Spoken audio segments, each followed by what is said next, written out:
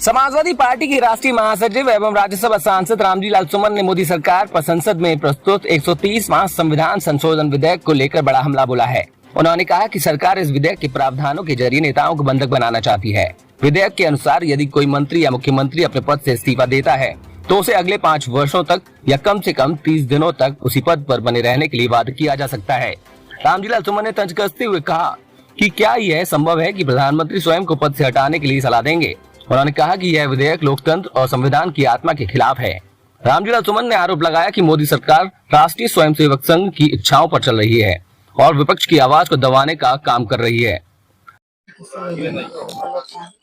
अभी देश की संसद में 130वां संविधान संशोधन विधेयक प्रस्तुत किया गया है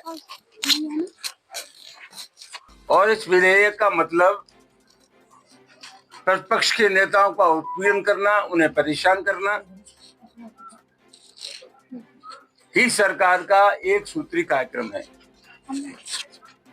ये जो संशोधन विधेयक है, उस संशोधन विधेयक के मुताबिक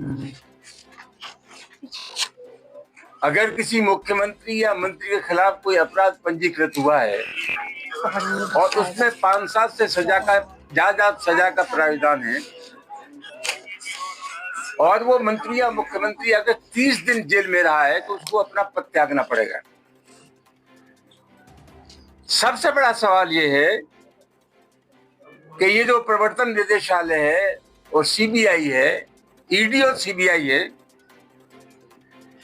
इनमें 95% केस जो रजिस्टर्ड हुए हैं, पंजीकृत हुए हैं,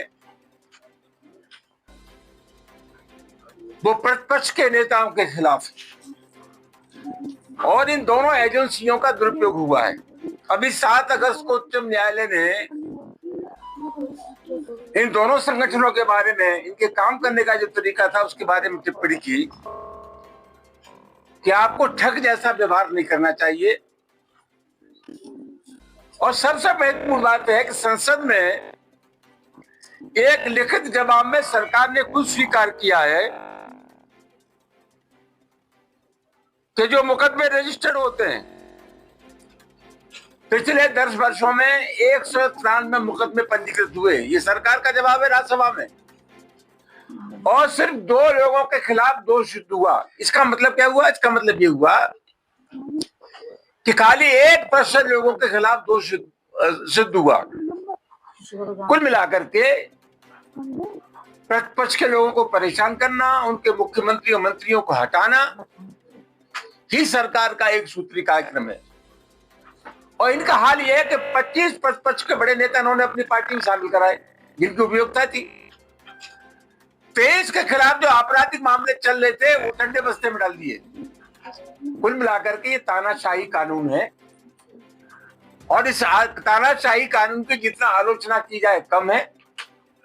देश की जनता से मैं आग्रह करना चाहूंगा कि ये जनविरोधी जो कानून है, हिटलरशाही कानून है, पूरे देश के लोगों को एक स्वर से इस कानून का विरोध करना चाहिए।